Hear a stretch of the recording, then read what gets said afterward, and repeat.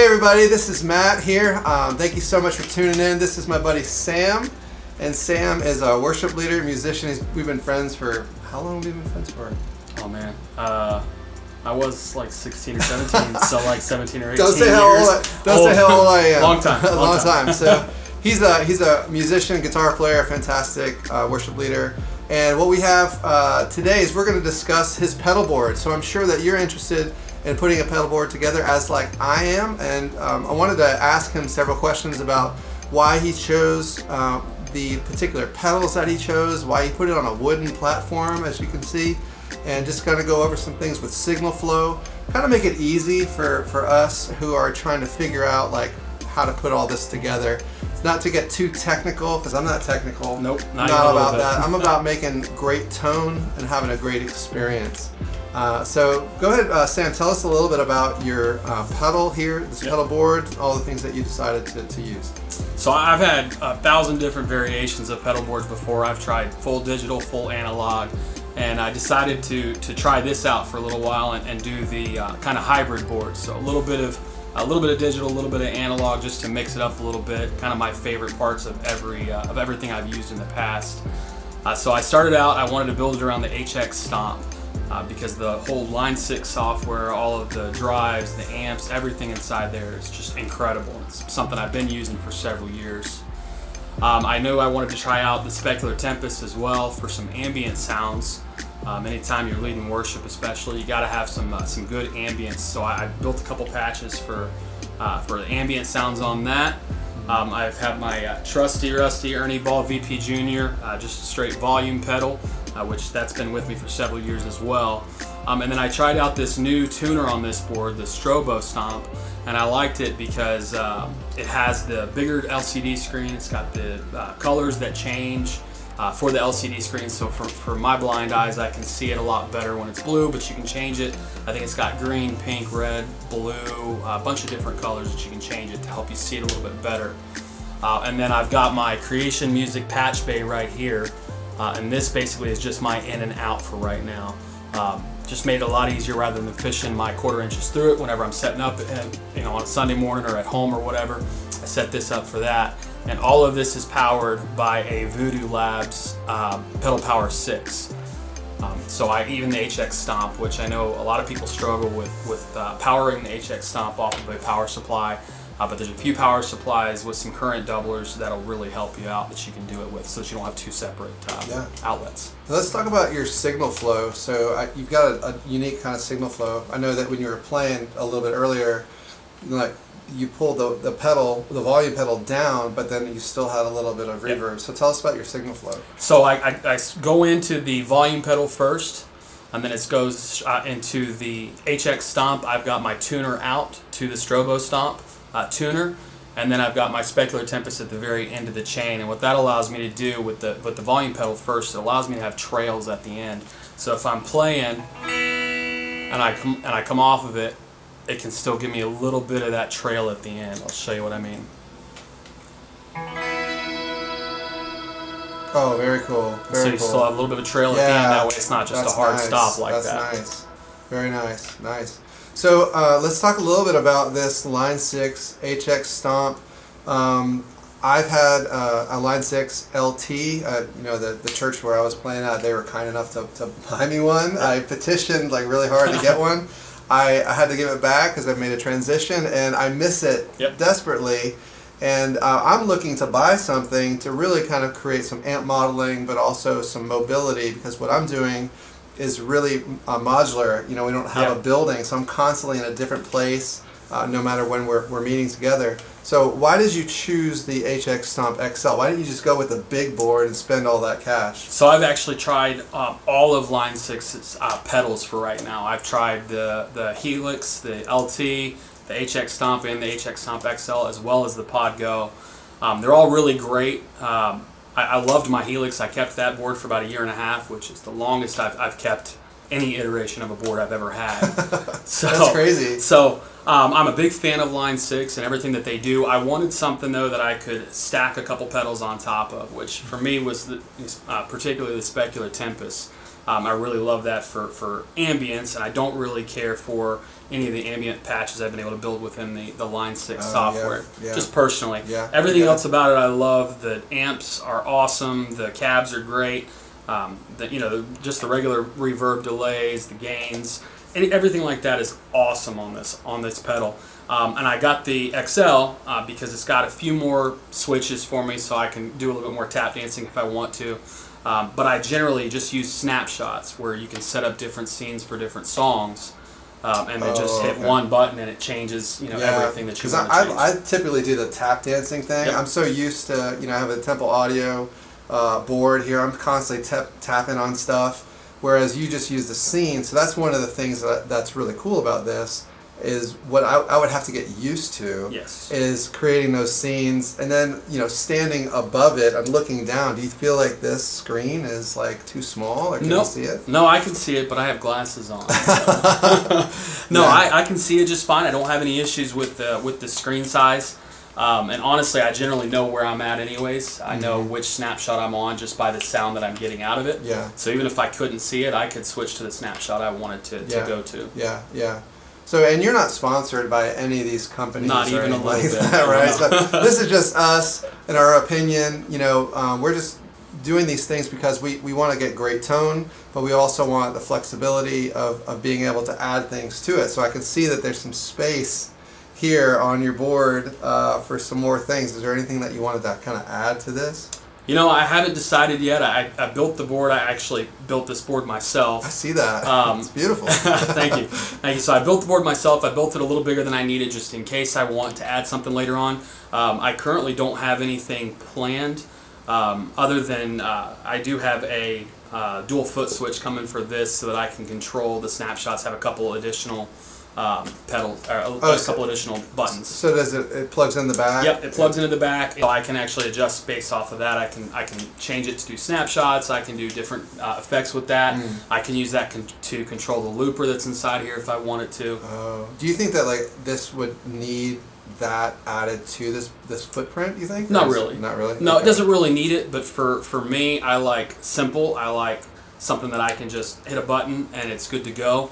And for me, for the either changing the snapshots or changing or using the looper, it's going to be helpful for me because then I can still have all of my pedals right here in front of me, so I can see if I do want to switch something off for a certain song, I can, rather than changing the whole snapshot. Yeah, for sure. I know that putting a board together it takes a lot of time to really think about what it is that you're going to do. I see the layout here. I like how the power supply is kind of hidden under there. You couldn't put it underneath. You have to kind of create this kind of ledge here. So that power supply is not cheap. That's not a cheap power supply. Not at all. Tell me a little bit about why you chose that. Why you didn't go with a Chox? Why did you go with that? So I actually tried several different power supplies. I tried one by Walrus Audio. It's called the Aetos. And it created some feedback with the HX Stomp. Wow, it didn't seem to work too well with the HX. So I took it back. I've tried the Seahawks before. I've used that before. With this board, I really wanted to do stuff that I've never done before. And the only thing that I kept on here that I've used before is this HX. Everything else is either brand new or I bought it on Reverb, but it's all new to me. So I really just wanted to try something different this time. I'd never had the Pedal Power 6, and I'd heard good things, and I'm impressed so far. It really does a great job. So you've got the HX Stomp, which is like the brains kind of the operation. I mean, you're really running this thing. And so you're using modelers. Are you using an amp on stage? No. Nope, I'm going, when I'm at home, I go straight into, I have a powered cabinet. It's just a powered cab, nothing else. And then on stage at church, I'm using a DI box going straight into the system, which I realize I don't really need the DI box, but for me, after doing this for 20-something years, it just gives me comfort. Yeah, for sure. Box. Yeah, we get into these kind of rhythms of what we like, and we just kind of go with that, whether it's right or wrong. I'm sure some of y'all are going to say something in the comments, but that's besides the point. This is just our opinion. This is what we see. The crown jewel on this is this Specular Tempest. I'm glad I could pronounce it. I've never seen it. I know that some of you guys are watching and looking at this thing going what is that? Or maybe you've seen it, For some of our people who are interested, maybe probably purchasing it, why would you go with this? And did you have something before and then you went with this? Yep. Yeah. So I've had, like I said, I've had hundreds of iterations of pedal boards before. I wanted to try out the Specular Tempest for a while now because it's a reverb and a delay mixed in together.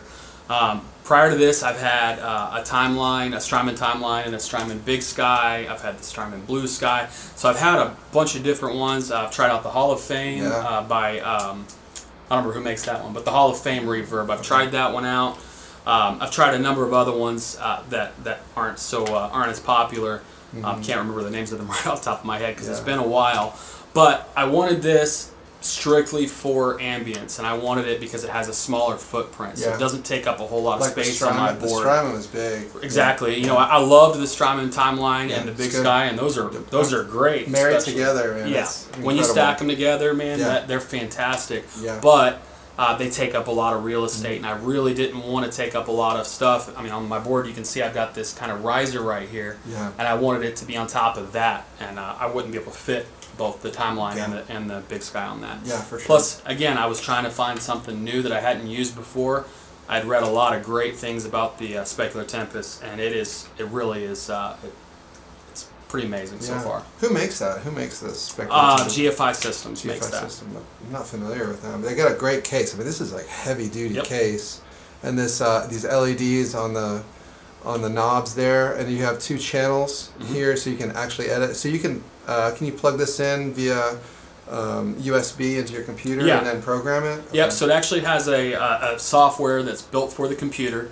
The software is a little bit antiquated, but it's still it does the trick. So you can adjust any parameter that you want to. He pointed out the LEDs already, but these LEDs actually tell you which level you're on. So I can actually set this to about 4 or 5 different verbs.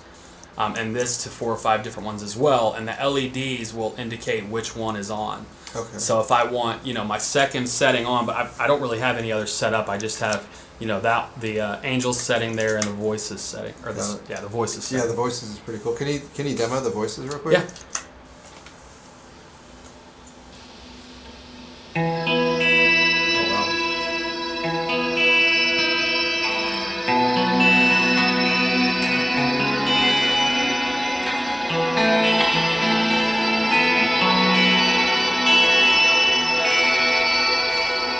Kind of goes on for days. Yeah, it'll go on for days and days. I've got the decay set all the way up, so it'll really just run and run and run with it. So, and then the last one here is the Strobo Stomp. I really like this because I'm kind of got some vision impairment as well. I've been in situations where we were playing on stage and it was so bright. The LEDs are supposed LEDs. I have a chromatic tuner from Boss. I've had that thing for 25 years. Old school, and that thing is pretty good. And I was always hesitant to probably buy another one because that one has never really failed me in the sunlight. And I see this kind of like glass kind of fascia on it, and I'm like, I don't know. What do you think? So I like it so far. I've only had it for probably about 3 or 4 weeks now. Yeah. But I got to tell you, I love it so far. It's incredibly accurate, and I know in the comments you might say, well, the HX has its own tuner built in. Yeah. I'll be honest, I don't trust the tuner inside any of Line 6 products. They're just... It's almost there. It's almost there, but it's just off enough that it drives you nuts as a guitarist. Yeah, we were talking about putting that snark on the end of the headstock just to make sure, because we were kind of questionable as to whether or not it was in tune or not. Yep. Plus, honestly, it's good to double up on tuners. I mean, if you have 2 tuners showing the exact same thing, you know that you're good, or you know that you're off. So that's helpful as well. So that eliminates that, right? So could you show just tuning of a single string, just see what that? Whoa, look at that. Yeah, so you can see it turns with it. You see if the circle is turning to the left, you're a little bit flat. So you got to just correct that a little bit. Oh, I see. If it's turning to the right, it's a little bit sharp. Gotcha. So you get it as still as you can. It's pretty difficult to get it completely still. But it just... Does it change color when it hits the... No.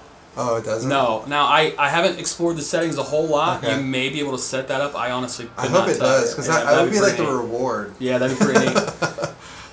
It's like Jackpot, right? Yeah. When you're playing arcade games. Yeah, I've got a light shining right on it, and even though there's a glare, I can still see it. And clearly. we're looking at it at a pretty steep straight angle. Yeah, Generally we're gonna be standing above it. Yeah, above it. But even sitting here at this steep angle, we can Yeah. see it. So I always have this on at all times because it's coming out from the tuner output on my VP Junior pedal. On the Ernie Ball.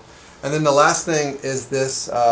You said it earlier, but what was this thing called again? That's a Creation Music patch bay. So when I first put this board together, I was kind of fishing my 1/4 inches through to get it all set up. And oh yeah. it's just kind of a pain in the butt. Fit it in the back. Yeah, I get kind it. of a pain in the butt. So I ordered this Creation Music patch bay. And it's literally just a through for the cables. So I ran the wiring directly out of this. That way when I want to plug in, I've got my input here and my output here, and then that translates over to this side, Gotcha. which then goes through the board. So what kind of cables are you running? Are those soldered cables? Yeah, so I soldered these cables myself. I got tired of fighting with all that extra cable that you have on some pedal boards. Yeah. And honestly, soldering the cables was very, very simple. I have very limited experience soldering stuff. I mean, I've teched my own guitars for a few years now, so I've done some soldering on those, but I've got very, very limited experience on that. It's a little more expensive to do it that way, to solder the cables yourself, but the sound quality that you get out of it, you don't get a whole lot of humming, a whole lot of noise or anything like you would sometimes with some of the other cables out there. Yeah. And you can make them whatever length you want to, Gotcha. which is really nice. Right. So I've got the Megami cabling with SP with SP 500 plugs, and I got to tell you those plugs are very, very simple. So if you're interested in trying to solder your own cables, you can get a relatively inexpensive solder tool for $20-25 on Amazon. It comes with the wire and everything that you need. And then these SP 500s are very simple to solder. It took me probably about 3 or 4 minutes per cable to actually get it all together. All right. So I actually did two of these cables last night because I just added the patch bay on. Awesome, man. Is there anything else that's on there that you want to talk about? Maybe the Lowe's handle? Is that the You Lowe's? like those? Or the Home Depot That's special? a Lowe's Little special cabinet, right there. yeah. I built the board this way. I've actually seen a number of flat boards like this with the riser on it, and I've always kind of liked the look of it. Wasn't entirely sure on how to utilize it, how it would work out, how it would feel, because I'm used to that that slanted pedal board. Even the Helix is slanted on its own, you know. So just getting used to a flat board, and I did add some feet to it to kind of give me a little bit of height. Yeah. But honestly, I love it. I think it's great. Yeah. Looks awesome. I'm able to hide the power supply underneath. And then I've got these little retainers for all the cables, so I don't have cabling running everywhere, because as a guitarist that drives me nuts when my cables are just loose everywhere. Yeah, cable management's really important. Yep. So my cables, they're secure. These things are not going anywhere. They're going to stay right where they are all times. I don't have to worry about them unplugging, unhooking, anything like that. So cool. It's pretty great. And then this HX Stomp, if you've been considering trying one for a while, I highly suggest trying it out. It is absolutely incredible. Even without any of the other pedals, it is fantastic. Yeah, It really is a great. I've always liked the idea of being able to find other third-party patches or third-party IRs, plug it in there. The only thing that is a struggle, we talked about this just a little while ago, is I've got to stay updated on the most recent version. It's just so cringy for me. To know I'm like 4 versions back, and make sure you back up the entire thing before you put it back in. Those updates are terrifying. My hands sweat. I get so nervous. It's like, I don't know what I'm gonna mess it up. But I've had good success with it ever since, and it's a super stable environment. Absolutely. Really, you got me sold, man. So I think I might have to go buy one. I agree. All right. You should. Well, you heard it here. Thanks, guys, so much for tuning in. We'll see you on the next video. And again, if you have any questions, comments, whatever, just put some in the comments below, and we'll try to answer them as best we can. Have a good one.